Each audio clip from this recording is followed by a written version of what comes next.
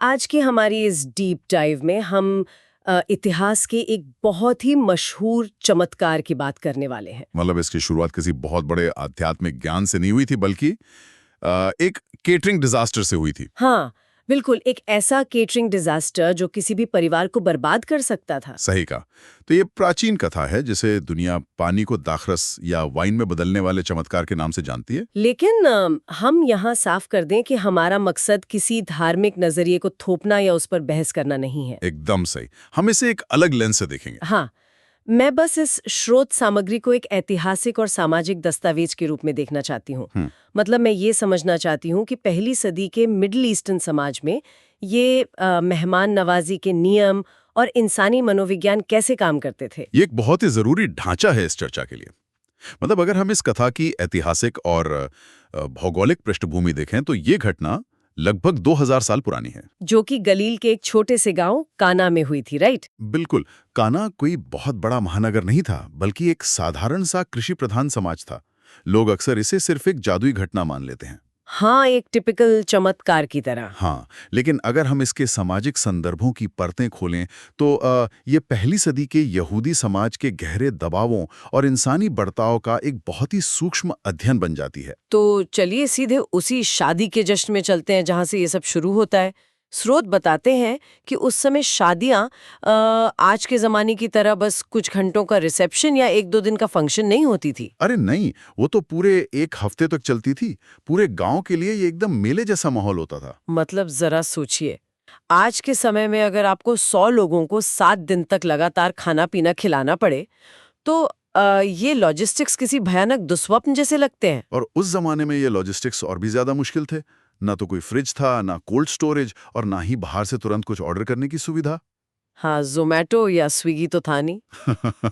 बिल्कुल नहीं। ऊपर से मेहमान नवाजी सिर्फ एक अच्छी आदत नहीं थी। प्राचीन यहूदी संस्कृति में ये एक बहुत ही कठोर सामाजिक नियम था। इसे एक पवित्र कर्तव्य माना जाता था। मतलब परिवार की पूरी इज्जत इसी पर टिकी होती थी। 100%। मेहमानों की जरूरतें पूरी करना परिवार के सम्मान से सीधे जुड़ा हुआ था। और यहीं पर कहानी में वो भयानक संकट आता है।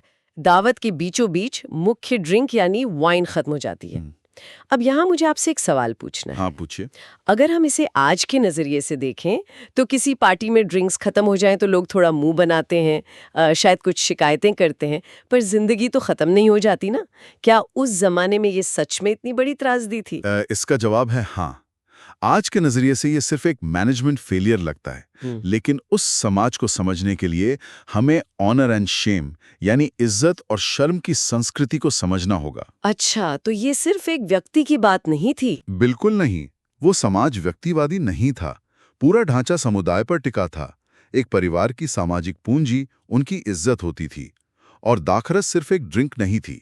तो वो क्या दर्शाती थी? वो खुशी, प्रचुरता और ईश्वर के आशीर्वाद का प्रतीक मानी जाती थी। इसके खत्म होने का मतलब सिर्फ मेहमानों का प्यासा रह जाना नहीं था, बल्कि ये परिवार की हैसियत का दिवालियापन था। ओह बाप रे! तो इसे हम कुछ इस तरह समझ सकते हैं जैसे आज के समय में कोई बहुत बड़ी कंपनी अपना सबसे अहम प्रोडक्ट लॉन्च कर रही हो और उसी दिन एक ऐसा भयानक पीआर डिजास्टर हो जाए जो उनके ब्रांड को हमेशा के लिए खत्म कर दे। ये तुलना काफी हद तक सही है, बल्कि प्राचीन समाज में तो इससे भी बुरा था। अगर आप मेहमान नवाजी के नियम तोड़ते हैं तो आप उन मेहमानों का घोर अपमान करते हैं जो आपके यहाँ तोहफे लेकर आए हैं। तो मतलब वो एक ऐसा कलंक बन जाता जो पीढ़ियों तक उस परिवार का पीछा नहीं छोड़ता। एकदम सही। पूरा गांव सालों तक ताने मारता।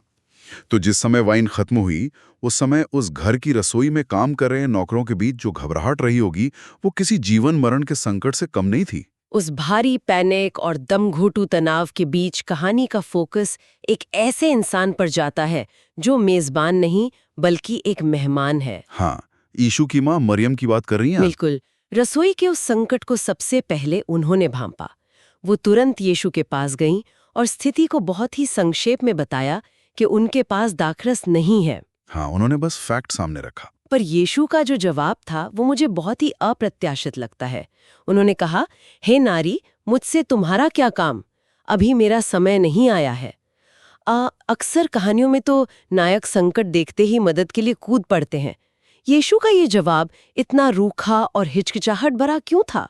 सतह पर यह संवाद वाकई काफी कठोर लग सकता है, लेकिन अगर हम मूल आरामी या यूनानी भाषा देखें तो नारी शब्द का इस्तेमाल कोई अपमान नहीं था। अच्छा, वो कोई तंज नहीं था? नहीं, वो सम्मान सूचक था, लेकिन उसमें एक तरह की दूरी भी थी।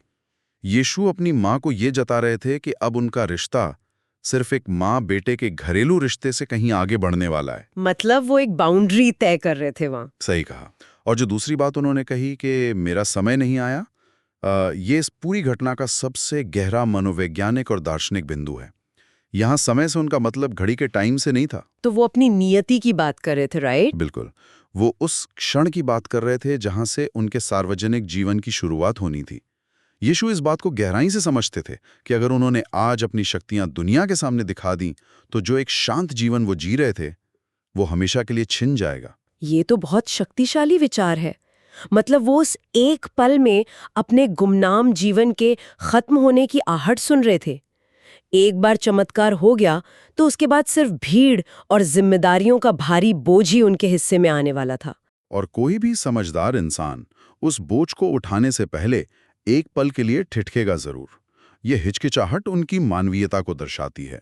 वो जानते थे कि इस दरवाजे को खोलने के बाद वापस लौटने का कोई रास्ता नहीं बचेगा। लेकिन इस भारी तनाव के बीच मरियम का रिएक्शन देखिए।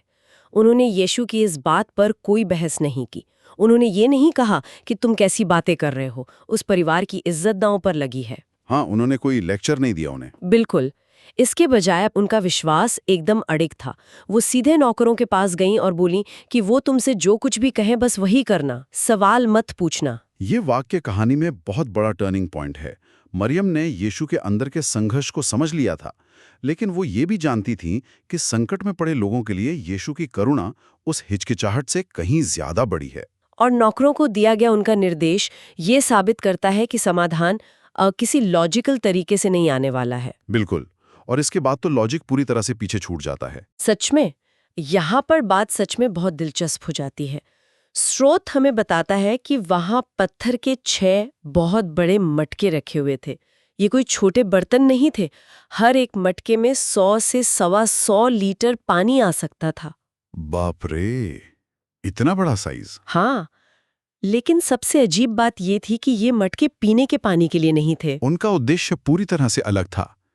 प्राचीन यहूदी समाज में नेतिलत यदईम यानी धार्मिक शुद्धिकरण के लिए हाथ पैर धोने की एक बहुत ही सख्त रस्म होती थी।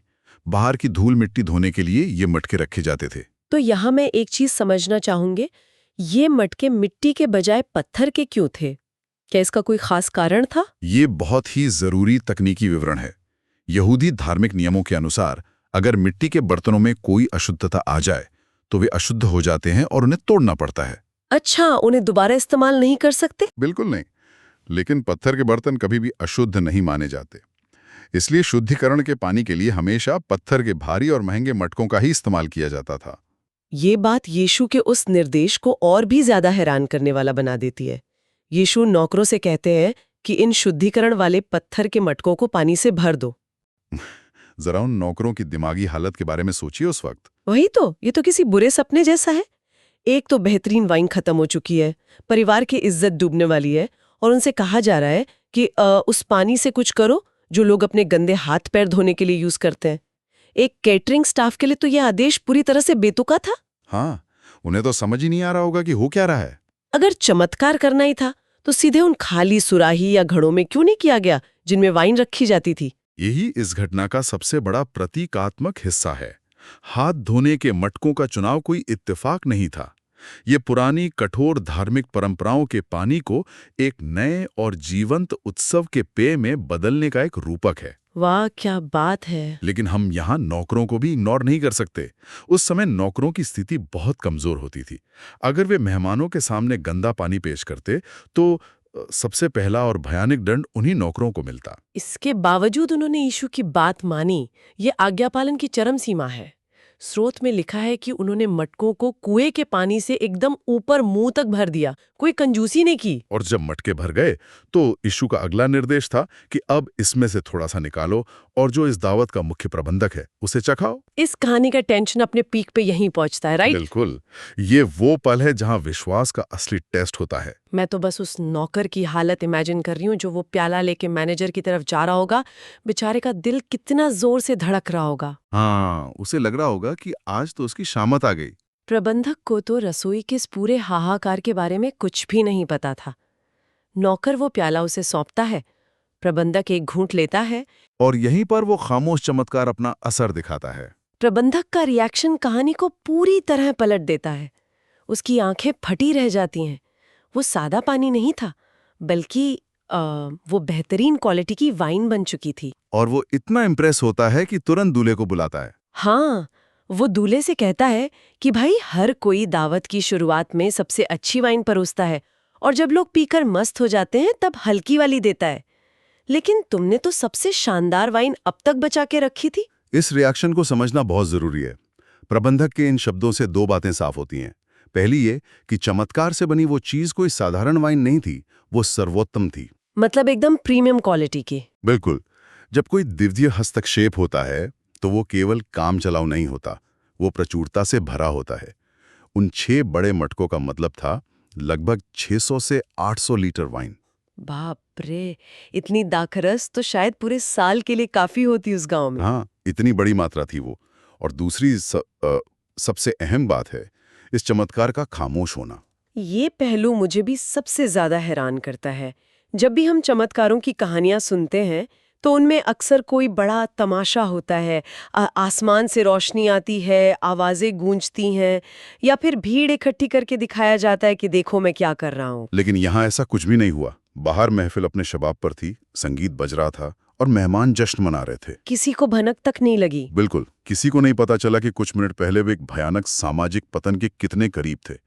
जिस दूल्हे का परिवार बर्बाद होने वाला था, उसे खुद नहीं पता था कि उसे किसने बचाया।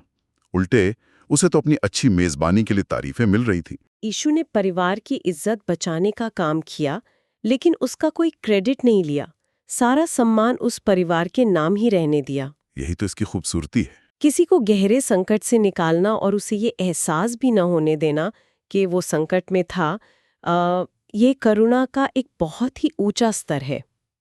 तो परिवार की इज्जत बच गई, दूल्हे को बिना कुछ किए वाहवाही मिल गई और जश्न शानदार तरीके से आगे बढ़ा। लेकिन इसका असली असर उन लोगों पर पड़ा जो पर्दे के पीछे थे। हाँ, मैं भी यही पूछने वाली थी कि इस पूरी घटना का उन लोगों पे क्या असर हुआ जो इस रहस्य को जानते थे। जो नौकर थे, मरियम और सबसे बढ़कर यीशु के नए शिष्य, उनके लिए ये एक युग बदलने वाली घटना थी। स्रोत बताता है कि ये यीशु का पहला चमत्कार था।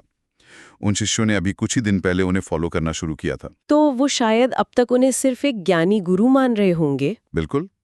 लेकिन जब उन्होंने रसोई में उस पानी को भरते हुए देखा, उस खामोशी को महसूस किया और फिर प्रबंधक की उस तारीफ को सुना, तो उनके नजरिए में एक भूचाल आ गया होगा। हाँ, उन्होंने तो पूरी प्रोसेस अपनी आंखों से देखी थी। उन्होंने समझ लिया कि जो इंसान साधारण पानी को सिर्फ अपने एक खामोश निर्देश से बदल सकता है, वो कोई आम इंसान नहीं है।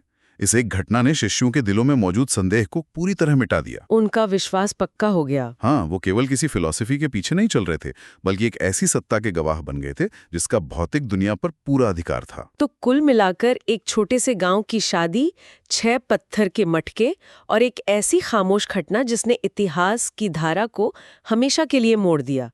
ये चर्चा सिर्फ पानी और वाइन की नहीं है। बिल्कुल नहीं। ये चर्चा है सामाजिक प्रतिष्ठा के डर की, एक माँ के गहरे विश्वास की, नौकरों के अटूट आज्ञा पालन की और बिना किसी शोर के किए गए एक बहुत बड़े काम की। इस पूरी कहानी की परतों को खोलने के बाद एक ऐसा विचार सामने आता है जो हमें आज के हमारे जीवन के बारे में बहुत गहराई से सोचने पर मजबूर करता है। वो क्या है? हम एक ऐसी सदी में जी रहे हैं जहां प्रदर्शन यानी दिखावा हमारी जिंदगी का केंद्र बन चुका है। मतलब अगर कोई व्यक्ति किसी की थोड़ी सी मदद भी करता है तो सबसे पहला काम ये होता है कि उसे कैमरे में कैद किया जाए और सोशल मीडिया पर डाला जाए। हाँ, ये तो आज का सच है। सबको तुरंत वैलिडेशन चाहिए। बिल्कुल, हम चाहते हैं कि हमारे हर अच्छे काम के लिए हमें तुरंत तारीफ मिले।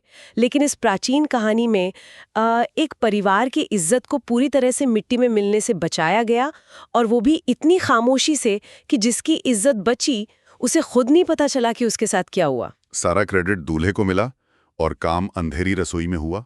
तो ये हमें सोचने पे मजबूर करता है कि क्या असली ताकत उस दिखावे में है या उस रहस्य में।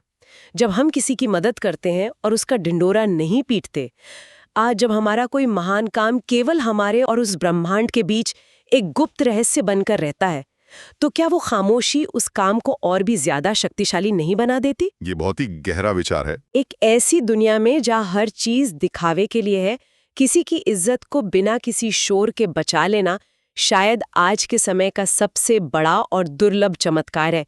आप लोग इस पर जरूर विचार कीजिएगा। अगली डीप डाइव तक ऐसे ही सवालों पर सोचते रहें और नई परतें खोलते रहें।